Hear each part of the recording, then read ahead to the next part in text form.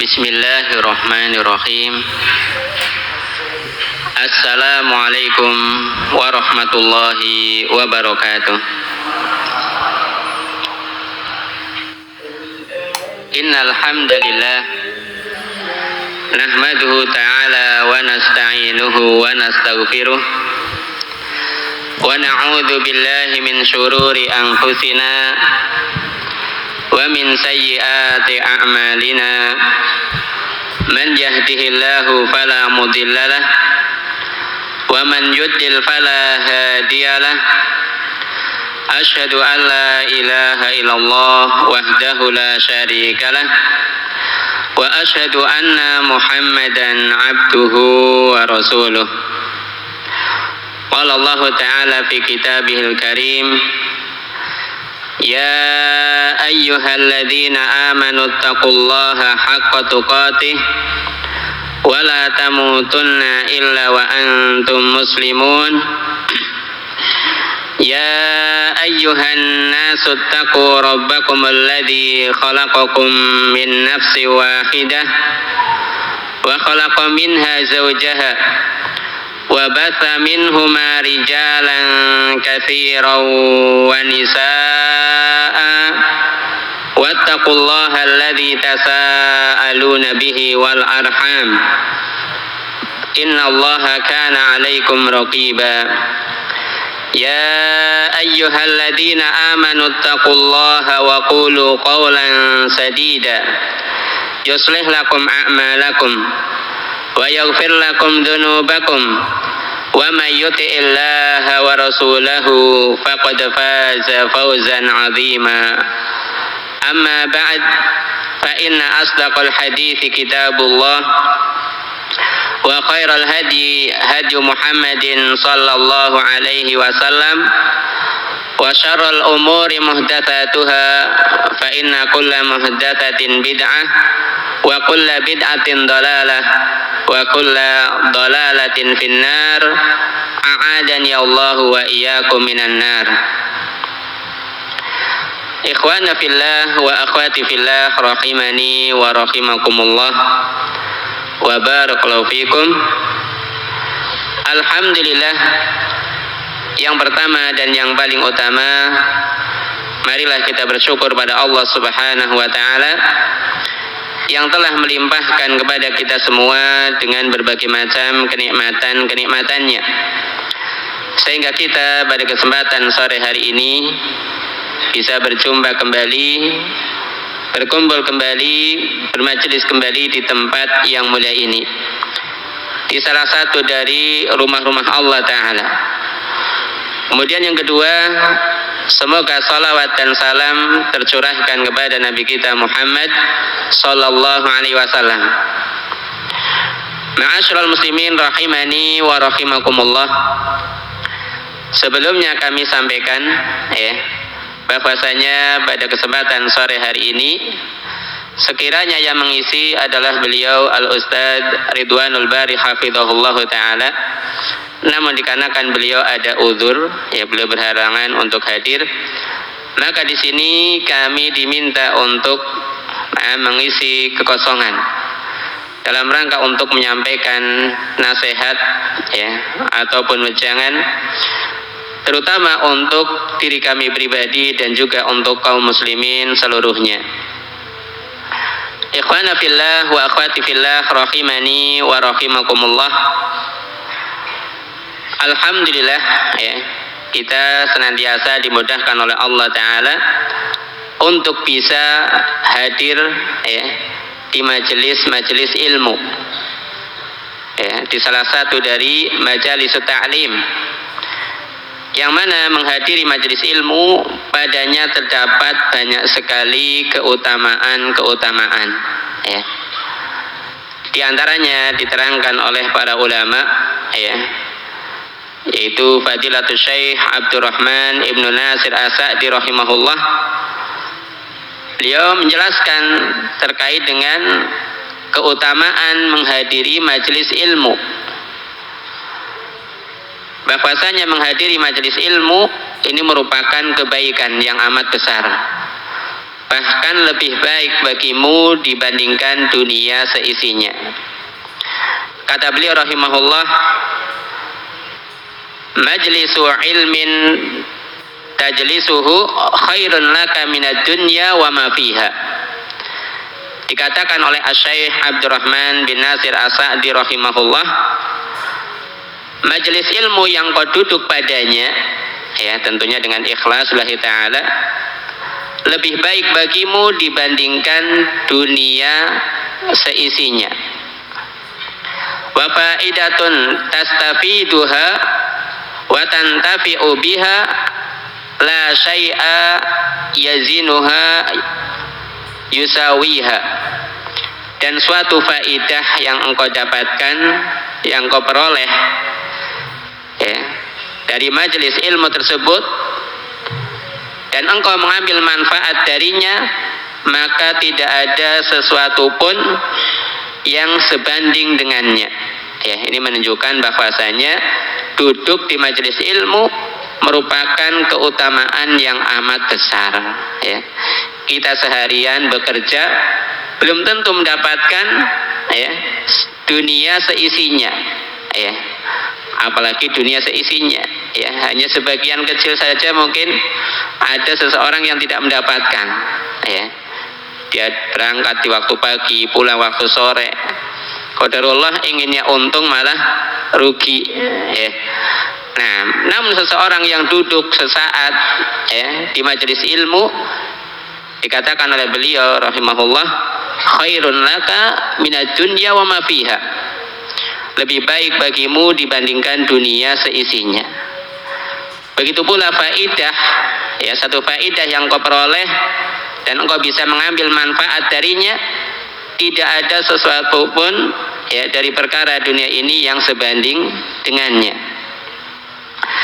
Begitu pula dikatakan oleh Al-Imam Al-Hasan Al-Basri rahimahullah, man talabal ilma yuridu bihi ma indallah kana khairan lahu mimma tala'at alaihi syamsu.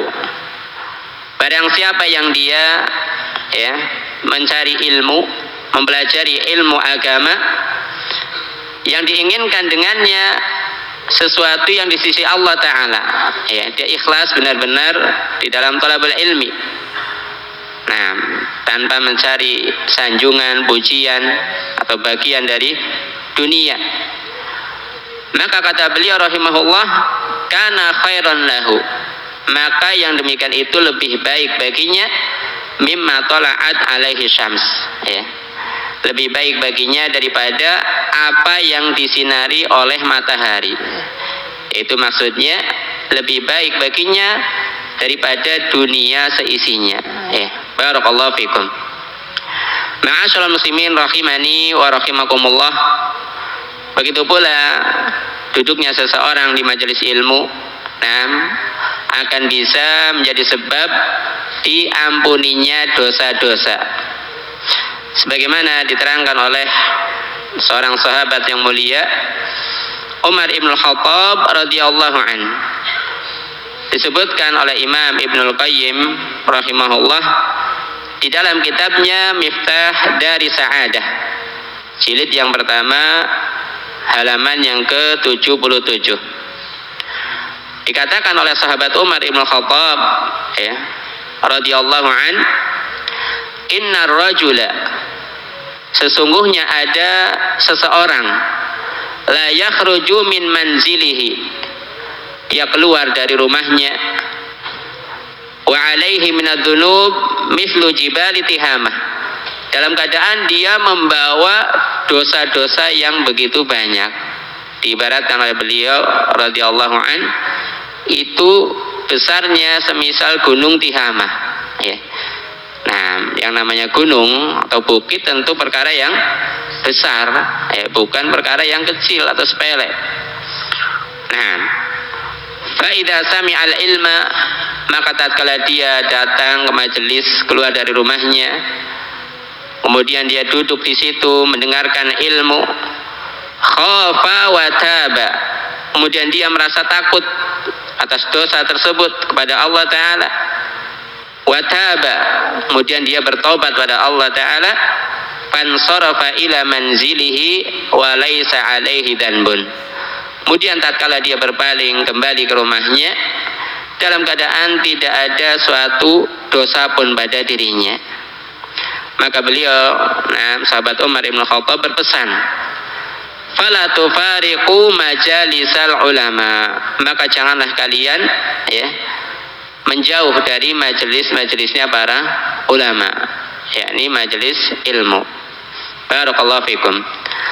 Maka ikhwana fillah wa akhwati fillah rahimani wa rahimakumullah, tatkala kita dimudahkan oleh Allah taala untuk bisa istimrar, terus-menerus hadir di majelis-majelis ilmu, ini merupakan keutamaan yang amat besar yang harus kita syukuri.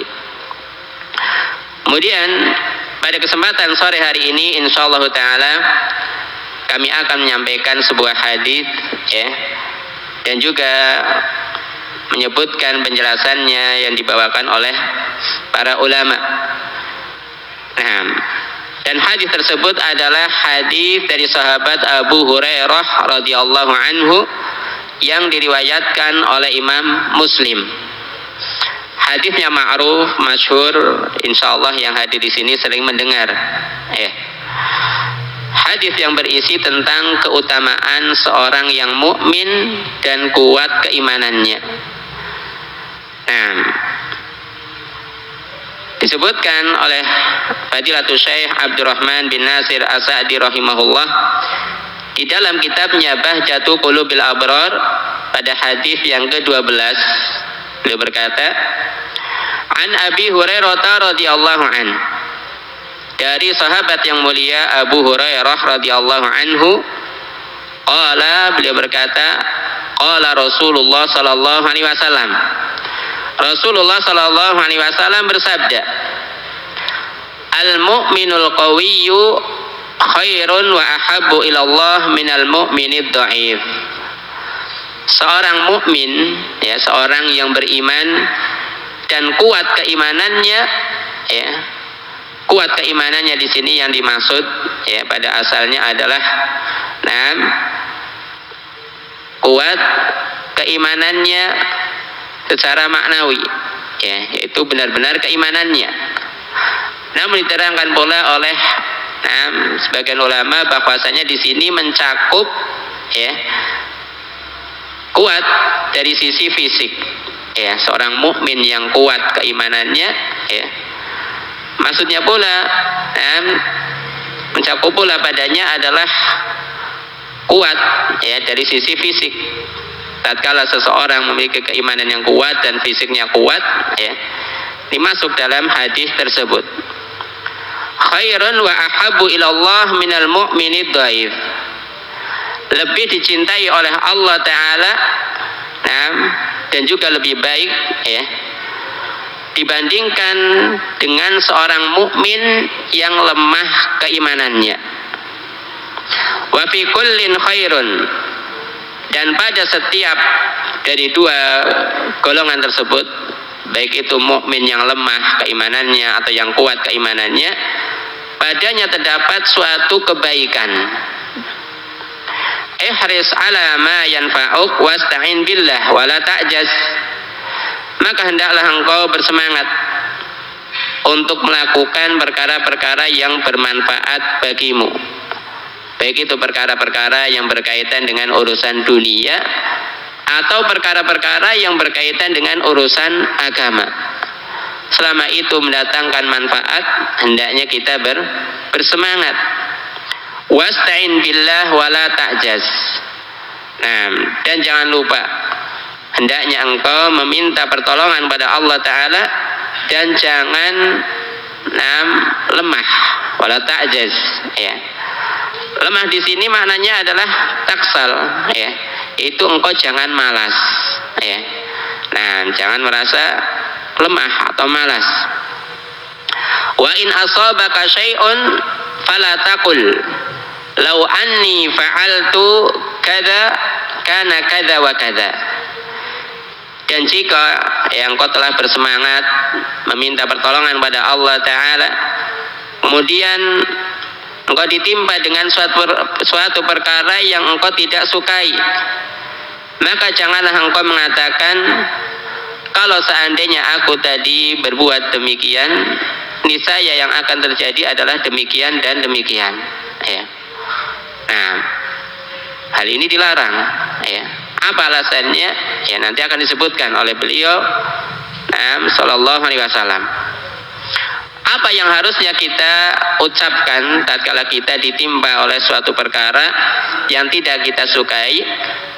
Walakin qul, akan tetapi ucapkanlah olehmu, qaddarallah wa ma syaa fa'al. Ya. Nah, bahwasanya perkara ini perkara yang telah ditetapkan oleh Allah Ta'ala, telah ditakdirkan oleh Allah Ta'ala, dan apa saja yang Allah Ta'ala kehendaki pasti akan terjadi. Nah, fa inna law taftahu amala syaitan, dikarenakan ucapan lau, seandainya demikian, hal ini akan bisa membuka pintu amalan syaitan. Kalau dituruti, nanti kita akan suudzon, berburuk sangka terhadap Allah Ta'ala. Ikhwana fillah wa akhwati fillah rahimani wa rahimakumullah. Nah, di dalam hadis yang mulia ini, kita bisa mengambil beberapa faidah yang amat berharga.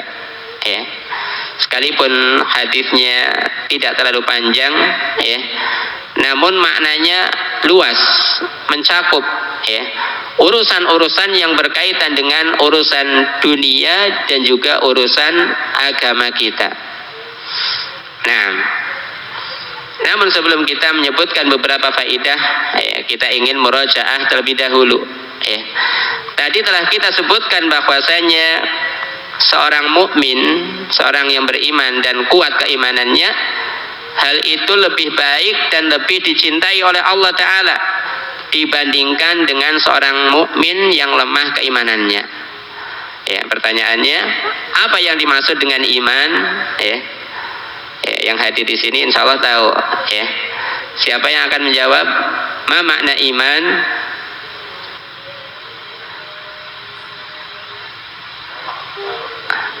Nah, siapa yang akan menjawab? Apa makna iman menurut para ulama ahlu sunnah wal jamaah? Siapa yang akan menjawab? Antum? Yang keras? Percaya dengan sungguh-sungguh. Terus?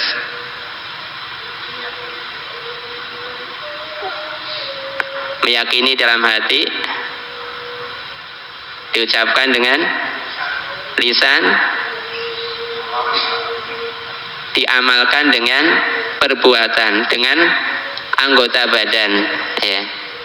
Cukup? Apa ada lanjutannya? Cukup. Ada yang mau menambah? Santrinya mana? Ini Mas. Ditambahkan Mas. Malu-malu. Nah, antum Mbak. Antum jenengan. Pembenaran. Cukup. Ini makna secara bahasa. Al-iman huwa tasdik, pembenaran. Secara syar'i atau istilah, kayaknya tadi santri ada yang tunjuk jari ya. Ada enggak? Antum Mas? Enggak.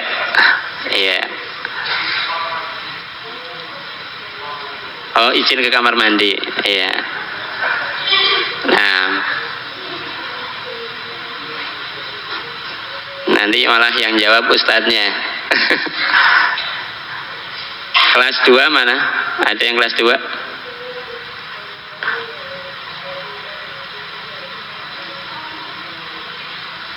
Nah, tadi definisinya sudah benar, cuma kurang sedikit.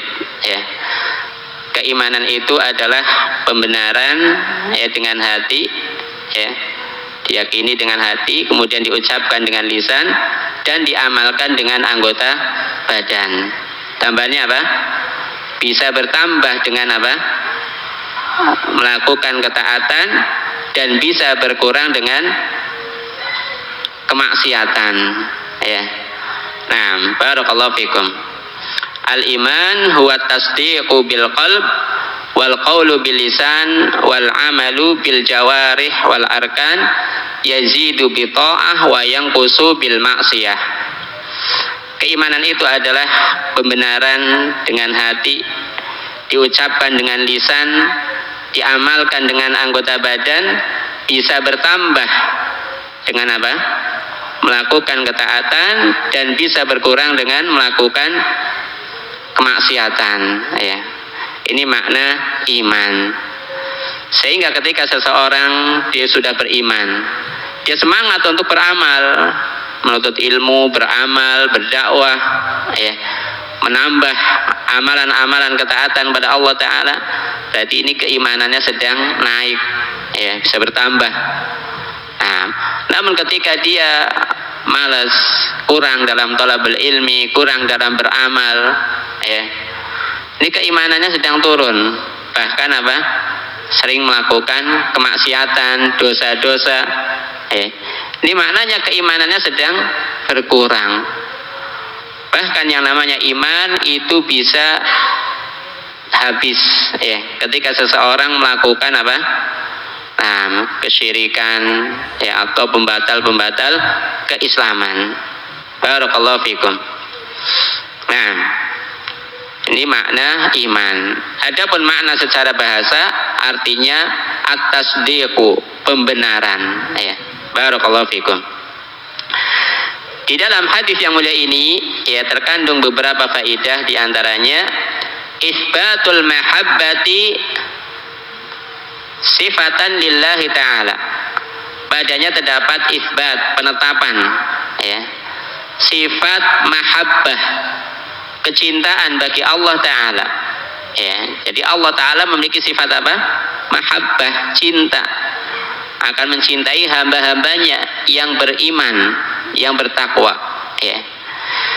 Dan kecintaan Allah Ta'ala kepada orang-orang yang beriman dan kuat keimanannya itu lebih besar, ya, dibandingkan kecintaan Allah Ta'ala kepada orang-orang yang lemah keimanannya.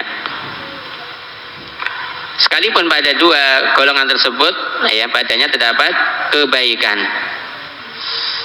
Nah, wa annaha muta'alliqatun bimahbubatihi wa biman qama biha wa dalla ala annaha tata'allaqu bi iradatihi wa masyiatihi. Dan ketahuilah bahwasanya kecintaan Allah Ta'ala itu, ya, berkaitan atau bergantung dengan sesuatu yang dicintainya. Nah, dan juga berkaitan dengan orang yang melakukan, ya, sesuatu yang dicintainya tersebut. Nah, misalkan Allah Ta'ala mencintai amalan ketaatan, amalan-amalan soleh. Allah Ta'ala juga mencintai tempat-tempat, ya, tempat apa yang dicintai oleh Allah? Masjid, ya. Kata Nabi SAW, ahabbul biladi ilallah masajiduha. Tempat yang paling dicintai oleh Allah Ta'ala adalah masjid-masjidnya. Kemudian juga kota Mekah, kota Madinah, ini merupakan tempat-tempat yang Allah Ta'ala cintai. Begitu pula amalan-amalan soleh, ya, seperti sholat, puasa, ya, bersedekah, berinfak, birrul walidain. Ini sesuatu yang Allah Ta'ala cintai, dan orang-orang yang melakukan amalan tersebut juga akan mendapatkan kecintaan dari Allah Ta'ala, ya. Nah, dan kecintaan Allah Ta'ala terhadap hambanya, ya, terhadap makhluknya, ini juga tergantung dengan iradah Allah Ta'ala dan masyiahnya. tergantung dengan kehendak dari Allah Ta'ala. Ya. Allah Ta'ala ketika mencintai seorang hamba, ya, maka hamba tersebut tentunya dia adalah orang-orang yang menjalankan sebab-sebab, ya, melakukan ketaatan-ketaatan baik itu yang wajib ataupun yang mustahab, ya, dan juga meninggalkan perkara-perkara yang dilarang. Barakallahu fikum. Famahabbatuhu lil mu'min al-qawi a'zam min mahabbatihi lil mu'mini dhaif. Maka kecintaan Allah Ta'ala terhadap hambanya yang beriman dan kuat keimanannya itu lebih besar dibandingkan kecintaan Allah Ta'ala terhadap hambanya yang mukmin dan lemah keimanannya. Nah, ini faidah yang pertama. Faidah yang kedua, wadalal hadits ala anna al-iman yashmalu al-aqaid al-qalbiyah wal aqwal wal af'al. Hadis yang mulia ini menunjukkan atas bahwasanya keimanan itu mencakup, ya, perkara-perkara yang berupa aqaid al-qalbiyah, akidah-akidah yang diyakini dengan hati, ya, wal aqwal, dan amalan-amalan berupa ucapan, ya, wal af'al, dan juga perbuatan-perbuatan yang dilakukan oleh anggota badan, di mana hal ini merupakan, ya, makna dari keimanan yang diyakini oleh ahlu sunnah wal jamaah, ya, bahwasanya keimanan itu mencakup keyakinan dengan hati, diucapkan dengan apa? Lisan, dan diamalkan dengan anggota badan. Nah, barakallahu fikum. Begitu pula diketahui dengannya bahwasanya keimanan itu, ya, banyak macamnya. Bahkan diterangkan oleh Nabi SAW ada 70 sekian cabang-cabang keimanan, ya. Apa cabang keimanan yang paling tinggi? Ada yang tahu? Kalimat la ilaha illallah. Nah, yang terendahnya apa? Menyingkirkan gangguan dari jalan, ya, imatatul adza ani thariq. Menyingkirkan gangguan dari jalan ini mencakup hissi wal maknawi, yang nampak zahir seperti batu, apalagi duri, ya, pecahan-pecahan kaca atau yang semisalnya. Mencakup pula padanya gangguan-gangguan yang sifatnya maknawi, ya, yaitu berupa apa? Kejelekan, kemaksiatan, ya. Nah, ini merupakan cabang-cabang keimanan. Dan kita juga hendaknya ketika berjalan, ya, di sebuah jalan mendapati adanya gangguan di jalan tersebut, hendaknya kita bersemangat untuk menghilangkan atau menyingkirkan gangguan tersebut, ya. Mengapa kita harus semangat? Ya, karena itu merupakan cabang keimanan yang paling rendah. Kalau cabang keimanan yang paling rendah saja kita tidak bersemangat, ya, untuk mengamalkannya, apalagi yang apa? Yang besar, ya. Barakallahu fikum. Dan juga dikatakan oleh Nabi SAW, wal haya'u syu'batun minal iman. Dan rasa malu itu merupakan apa? Ya, salah satu cabang dari keimanan. Ya, ini malu yang terpuji. Ya, apa ada malu yang tidak terpuji? Ada. Contohnya apa, Pak? Nah, seseorang melakukan kemaksiatan tidak malu, ya, berarti ini bukan sifat malu, ya. Iya. Contohnya malu untuk apa? Mendatangi majelis ilmu, ya. Ayo ngaji taklim, ya. Sekarang ada kajian, enggak lah, malu, ya. Ini malu yang apa? Tidak terpuji. Orang yang demikian keadaannya tidak akan mendapatkan ilmu.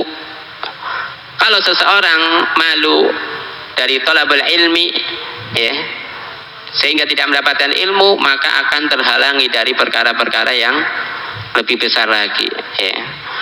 Mau beribadah, toharoh, karena tadi malu untuk belajar, tidak bisa toharoh dengan benar.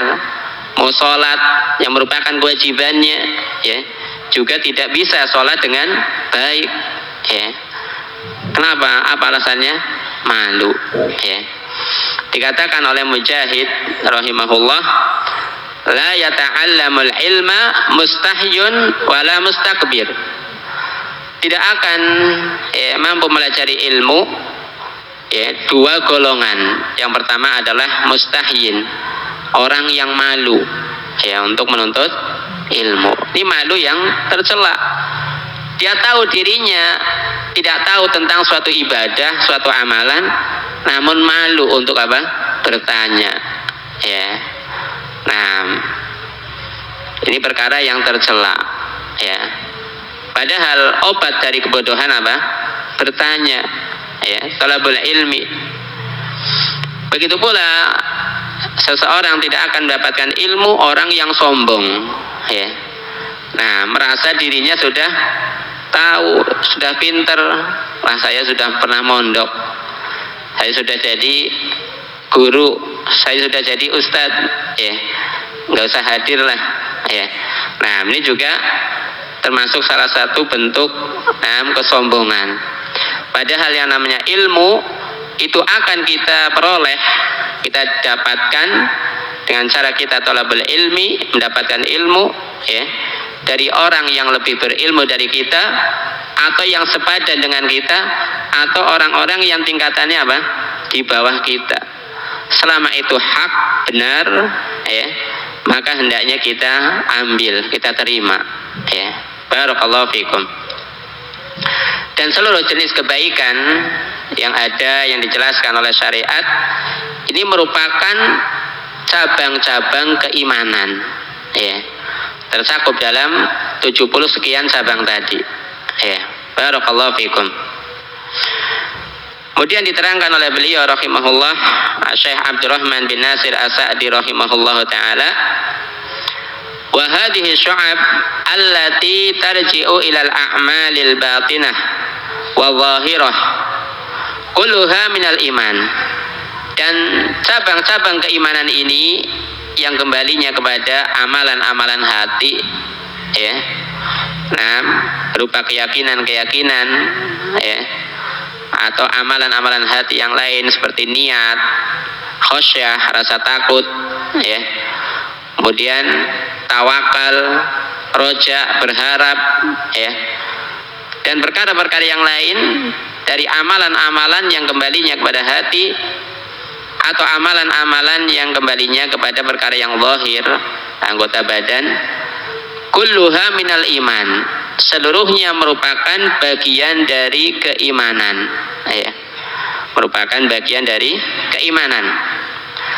Faman qama biha haqqal qiyam kammala nafsahu bil ilmi nafi' wal amali salih.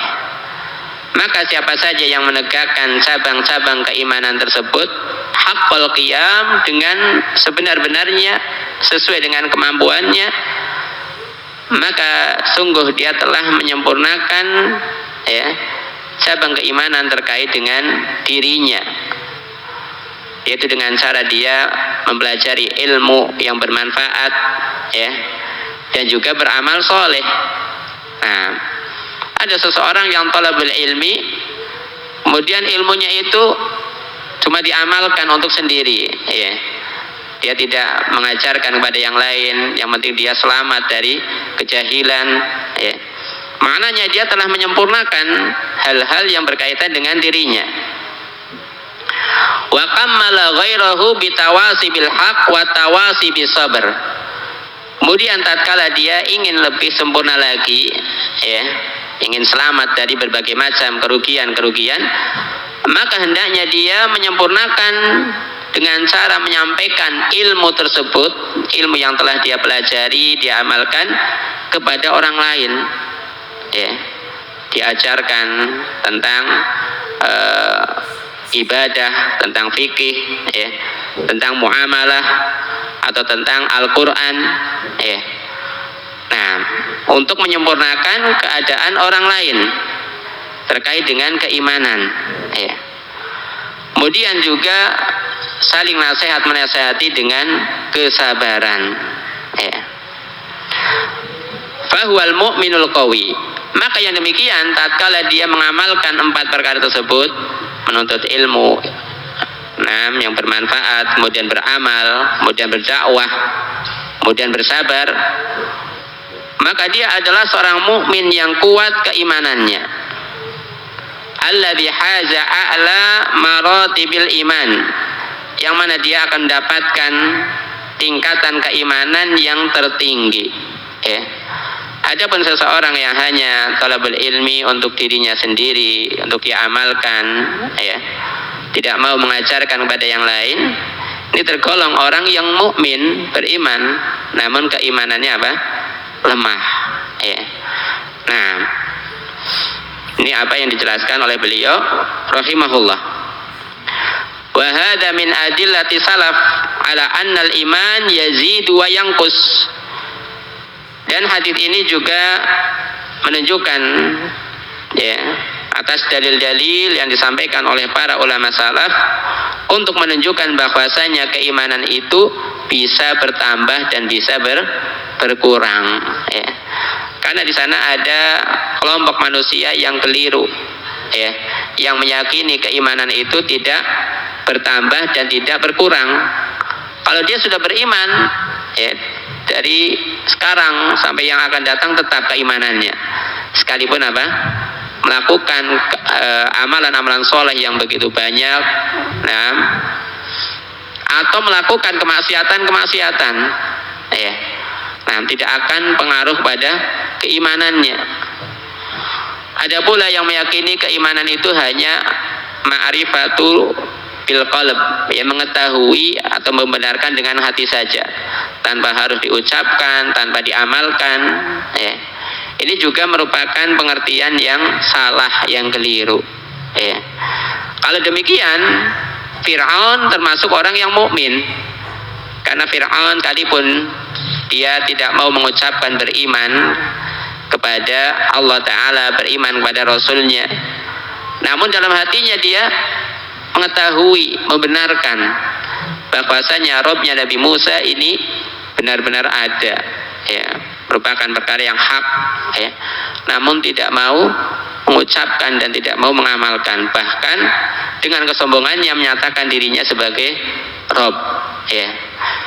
Maka definisi atau pengertian iman yang benar adalah apa yang disampaikan oleh para ulama ahlu sunnah wal jamaah, bahwasanya keimanan itu mencakup pembenaran dengan hati, diucapkan dengan lisan, dan diamalkan dengan anggota badan.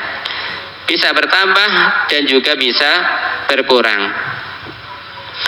Kemudian kata beliau rahimahullah, walamma fadala an-nabiy sallallahu alaihi wasallam bainal mu'minin qawiyihim wa dha'ifihim khasyiya min tawahhumi al-qadhi fil mafdul.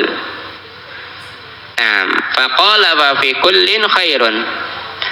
Maka tatkala Nabi sallallahu alaihi wasallam dalam hadis tersebut menyebutkan adanya tingkatan, adanya perbedaan antara seorang mukmin yang kuat dengan mukmin yang lemah keimanannya, beliau sallallahu alaihi wasallam, ya, khawatir akan difahami dengan salah atau keliru oleh orang yang mendengar, ya, sehingga menimbulkan adanya celaan, ya, bagi orang yang keadaannya tidak lebih utama, ya, tidak lebih baik, sehingga beliau sallallahu alaihi wasallam mendatangkan ihtiraz, yakni penjagaan untuk tidak muncul persangkaan yang salah atau keliru, sehingga beliau bersabda selanjutnya, wa fi kullin khairun, dan pada setiap dari dua golongan tersebut terdapat kebaikan, ya.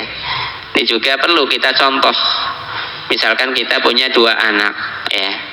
Nah, yang satu sangat rajin, yang satu kurang rajin, ya. Kita menyebutkan di hadapan mereka berdua, ya. Nah, Masya Allah ini lebih rajin, ya, lebih aku sukai, lebih aku cintai misalkan. Nah, daripada yang ini, ya. Nah, hendaknya kita mendatangkan penjagaan agar tidak disangka perkara yang keliru, ya, menyebabkan yang satu lebih merasa kurang untuk dihargai oleh orang tuanya, ya. Atau mungkin ada orang yang mendengar sehingga berprasangka buruk kepada yang satunya, ya. Sehingga dijelaskan di sini wa fi hadza al-ihtiraz faidatun nafisah. Maka di dalam sabda Nabi Shallallahu Alaihi Wasallam tersebut yang merupakan penjagaan, padanya terdapat suatu faidah yang amat berharga. Wahia anna ala man fadala bainal ashkhas awil ajnas awil a'mal an yadhkura wajhat tafdil. Wajihatat tafdil. Apa faidahnya? Faidahnya adalah, ya, hendaknya bagi orang yang dia memilah atau membeda-bedakan, ya, antar dua orang atau lebih, atau antara suatu jenis dengan jenis yang lain, atau dia menyebutkan adanya perbedaan antara amalan-amalan, pekerjaan-pekerjaan atau profesi, ya, untuk dia menyebutkan sisi kelebihannya, sisi keutamaannya, ya. Wajihat tafdil, dan menyebutkan terkait dengan tujuan adanya perbedaan tersebut, ya, agar dipahami dan tidak berkesan merendahkan, ya, sisi yang lain. Wayah tarizu bidzikril fadli al mustarak bainal fadil wal mahdul. Dan juga hendaknya dia menyebutkan, ya, adanya keutamaan yang sama dimiliki oleh kedua belah pihak, ya. Ini juga merupakan bentuk penjagaan. Sehingga beliau menyatakan wa fi kullin khairun. Dan pada setiap dua golongan tersebut, orang yang mukmin kuat keimanannya dengan orang yang mukmin lemah keimanannya, padanya terdapat apa? Kebaikan, ya. Li'alla yatatarraqa al-qadhu ilal mafdul wa kadzalika fil janibil akhar idza dzikrat maratib asyar wal asrar. Hal ini tujuannya agar tidak menyeret adanya celaan, ya. Terkadang kan kalau dibedakan demikian akan timbul kesan, ya, celaan kepada pihak yang mafdul, yang kurang dari sisi keutamaannya, ya. Maka Nabi Shallallahu Alaihi Wasallam menjaga.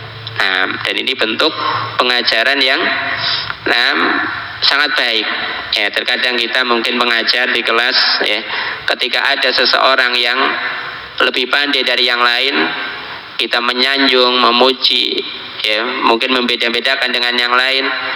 Terkadang pada hati-hati para santri atau thalabah ini menimbulkan rasa kurang suka, ya, rasa cemburu, atau pesan adanya celaan, ya, bagi mereka orang yang tidak semangat, ya. Padahal tujuan dari ustadz atau dari mudaris tersebut ingin untuk memberikan apa? Dorongan, penyemangat, ya. Maka hendaknya di sini, ya, kita mencontoh apa yang dibimbingkan oleh Nabi Shallallahu Alaihi Wasallam. Kemudian ma'asyiral muslimin rahimani wa rahimakumullah. Faedah yang berikutnya, faedah yang terakhir. Annal mu'minina yatafawatuna fil khairiyah. Bahwasanya kaum mukminin mereka bertingkat-tingkat, ya, terkait dengan kebaikan-kebaikan mereka. Ada yang kebaikannya sangat tinggi, ada yang di bawahnya, ada yang di bawahnya, ada yang sedang, ada yang rendah, ya. Di mana mereka memiliki apa? Kebaikan-kebaikan.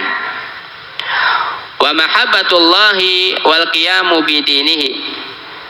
Dan juga terkait dengan kecintaan dari Allah Ta'ala terhadap mereka, ini juga bertingkat-tingkat. Atau kecintaan mereka terhadap Allah Ta'ala juga berbeda-beda antara yang satu dengan yang lain. Ya. Begitu pula terkait dengan amalan-amalan mereka. Ya. Ada yang sangat semangat, ada yang sedang, ada yang kurang. Ya. Nah, sehingga Allah Ta'ala menjelaskan tentang keadaan-keadaan hamba-hambanya atau umat manusia. Nah, di dalam firman-Nya surah Al-Ahqaf ayat yang ke-9, ayat yang ke-19. Kata Allah Ta'ala, walikullin darajatun mimma amilu. Dan bagi setiap orang itu darajat, memiliki kedudukan di sisi Allah Ta'ala. Ya, sesuai dengan apa yang mereka amalkan. Ketika orang tersebut beramal amalan soleh, keimanan, ketakwaan pada Allah Ta'ala dengan semangat, ya, menjaga kualitasnya, kuantitasnya, ya, maka dia akan mendapatkan kedudukan yang tinggi di sisi Allah Ta'ala. Karena orang yang paling mulia di sisi Allah siapa? Orang yang paling bertakwa. Ya. Ada pula yang mungkin kedudukannya di bawahnya lagi, dan seterusnya. Begitu pula orang-orang yang syar, ya, atau asrar, orang-orang yang jelek, yang buruk. Ini juga kedudukannya di sisi Allah itu berbeda-beda. Ya. Nah, sesuai dengan kejelekan yang mereka amalkan. Ya. Barakallahu fikum. Wallahu ta'ala a'lam bisawab. Mungkin cukup sekian yang bisa kami sampaikan. Semoga apa yang telah kita pelajari pada kesempatan sore hari ini bisa menjadi ilmu nafi', ilmu yang bermanfaat dan diberkahi oleh Allah Ta'ala. Dan apabila ada kekurangan dan kesalahannya, kami mohon maaf dan bertobat pada Allah Ta'ala. Subhanakallahumma wa bihamdika asyhadu an la ilaha illa anta astaghfiruka wa atubu ilaik. Wassalamualaikum warahmatullahi wabarakatuh.